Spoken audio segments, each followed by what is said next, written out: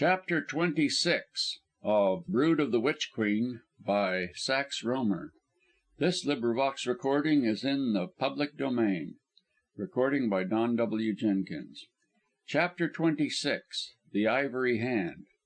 For close upon an hour Robert Cairn sat at his writing table, endeavouring to puzzle out a solution to the mystery of Ferrara's motive. His reflections served only to confuse his mind. A tangible clue lay upon the table before him the silk cord; but it was a clue of such a nature that, whatever deductions an expert detective might have based upon it, Robert Cairn could base none. Dusk was not far off, and he knew that his nerves were not what they had been before those events which had led to his Egyptian journey. He was back in his own chamber, scene of one gruesome outrage in Ferrara's unholy campaign. For darkness is the ally of crime, and it had always been in the darkness that Ferrara's activities had most fearfully manifested themselves. What was that? Cairn ran to the window and, leaning out, looked down into the court below. He could have sworn that a voice possessing a strange music, a husky music, wholly hateful, had called him by name. But at the moment the court was deserted, for it was already past the hour at which members of the legal fraternity desert their business premises to hasten homewards. Shadows were creeping under the quaint old archways, shadows were draping the ancient walls, and there was something in the aspect of the place which reminded him of a quadrangle at Oxford, across which, upon a certain fateful evening, he and another had watched the red light rising and falling in Antony Ferrara's rooms. Clearly his imagination was playing him tricks, and against this he knew full well that he must guard himself. The light in his rooms was growing dim, but instinctively his gaze sought out and found the mysterious silken cord amid the litter on the table. He contemplated the telephone, but since he had left a message for his father, he knew that the latter would ring him up directly he returned. Work, he thought, should be the likeliest antidote to the poisonous thoughts which oppressed his mind, and again he seated himself at the table and opened his notes before him.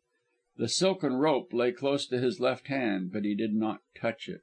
He was about to switch on the reading lamp, for it was now too dark to write, when his mind wandered off along another channel of reflection. He found himself picturing Myra as she had looked the last time that he had seen her.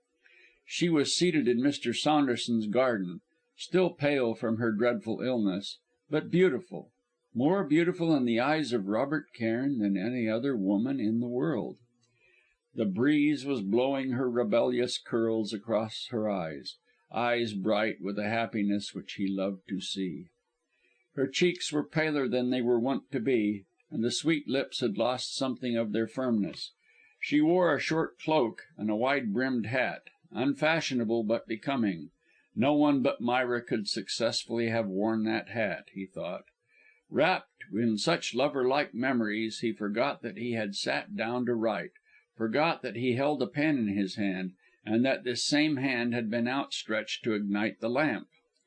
When he ultimately awoke again to the hard facts of his lonely environment, he also awoke to a singular circumstance.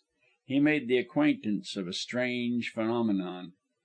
He had been writing unconsciously, and this is what he had written: Robert Cairn, renounce your pursuit of me, and renounce Myra, or to-night. The sentence was unfinished. Momentarily he stared at the words, endeavouring to persuade himself that he had written them consciously, in idle mood. But some voice within gave him the lie, so that with a suppressed groan he muttered aloud: "It has begun." Almost as he spoke there came a sound, from the passage outside, that led him to slide his hand across the table and to seize his revolver.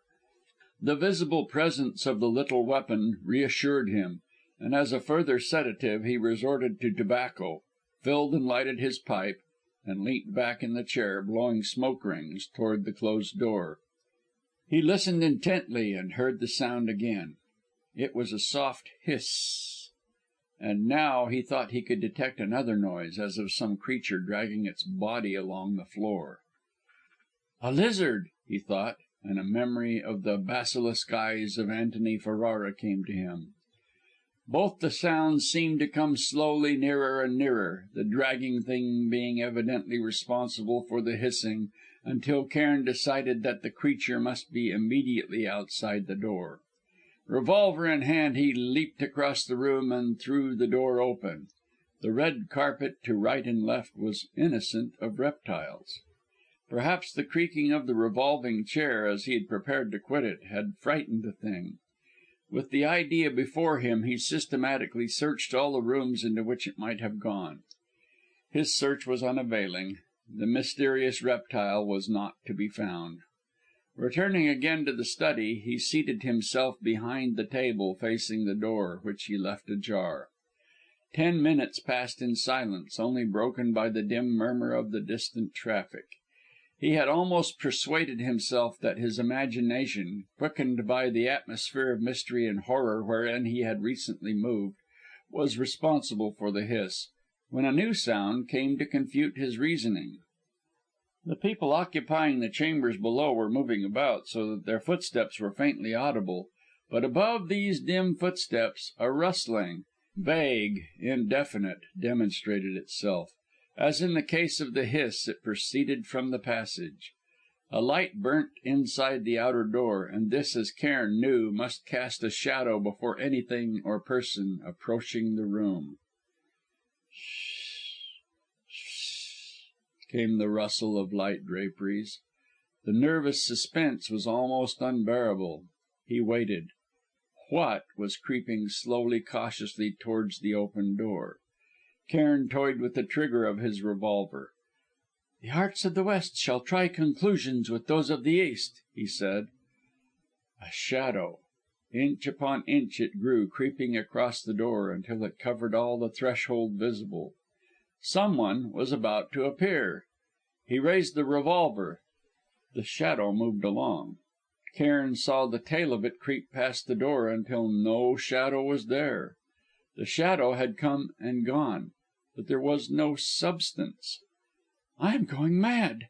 The words forced themselves to his lips.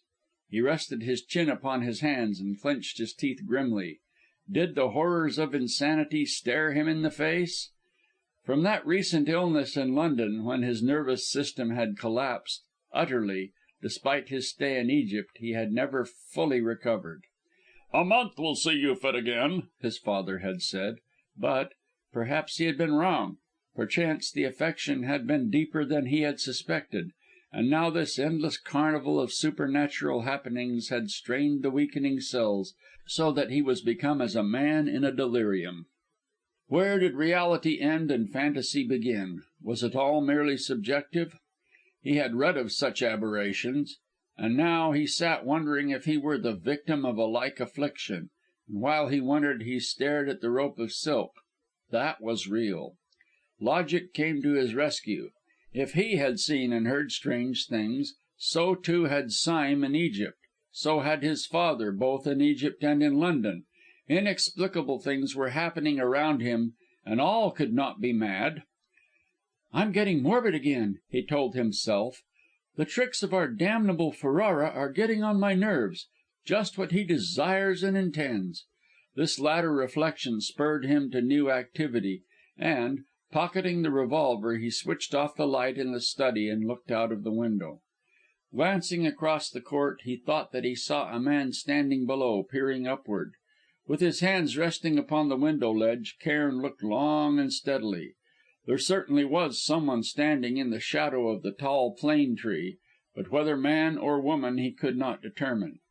The unknown remaining in the same position, apparently watching, Cairn ran downstairs, and passing out to the court, walked rapidly across to the tree. There he paused in some surprise. There was no one visible by the tree, and the whole court was deserted. "Must have slipped off through the archway," he concluded, and walking back, he remounted the stair and entered his chambers again. Feeling a renewed curiosity regarding the silken rope which had so strangely come into his possession, he sat down at the table, and mastering his distaste for the thing, took it in his hands and examined it closely by the light of the lamp. He was seated with his back to the windows, facing the door, so that no one could possibly have entered the room unseen by him.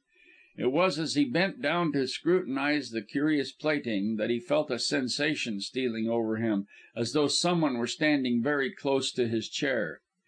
Grimly determined to resist any hypnotic tricks that might be practised against him, and well assured that there could be no person actually present in the chambers, he sat back, resting his revolver on his knee. Prompted by he knew not what, he slipped the silk cord into the table drawer and turned the key upon it. As he did so, a hand crept over his shoulder, followed by a bare arm of the hue of old ivory a woman's arm. Transfixed he sat, his eyes fastened upon the ring of dull metal, bearing a green stone inscribed with a complex figure vaguely resembling a spider. Perfume stole to his nostrils, that of the secret incense, and the ring was the ring of the Witch Queen. In this incredible moment he relaxed that iron control of his mind which alone had saved him before. Even as he realised it and strove to recover himself, he knew that it was too late. He knew that he was lost. Gloom, blackness, unrelieved by any speck of light, murmuring subdued all around, the murmuring of a concourse of people. The darkness was odorous with a heavy perfume. A voice came, followed by complete silence. Again the voice sounded chanting sweetly. A response followed in deep male voices. The response was taken up all around. With time a tiny speck grew in the gloom, and grew until it took form, and out of the darkness the shape of a white robed woman appeared, high up, far away. Wherever the ray that illumined her figure emanated from, it did not perceptibly dispel the Stygian gloom all about her. She was bathed in dazzling light, but framed in impenetrable darkness. Her dull gold hair was encircled by a band of white metal, like silver, bearing in front a round burnished disc that shone like a minor sun. Above the disc projected an ornament having the shape of a spider. The intense light picked out every detail vividly. Neck and shoulders were bare, and the gleaming ivory arms were uplifted. The long, slender fingers held aloft a golden casket covered with dim figures, almost indiscernible at that distance. A glittering zone of the same white metal confined the snowy draperies. Her bare feet peeped out from beneath the flowing robe. Above, below, and around her was Memphian darkness. Silence. The perfume was stifling. A voice, seeming to come from a great distance, cried, "On your knees to the Book of Thoth! On your knees to the Wisdom Queen, who is deathless, being unborn, who is dead though living, whose beauty is for all men, that all men may die." The whole invisible concourse took up the chant, and the light faded until only the speck on the disc below the spider was visible. Then that too vanished. A bell was ringing furiously. Its din grew louder and louder. It became insupportable. Cairn threw out his arms and staggered up like a man intoxicated. He grasped at the table lamp only just in time to prevent it overturning. The ringing was that of his telephone bell. He had been unconscious then, under some spell.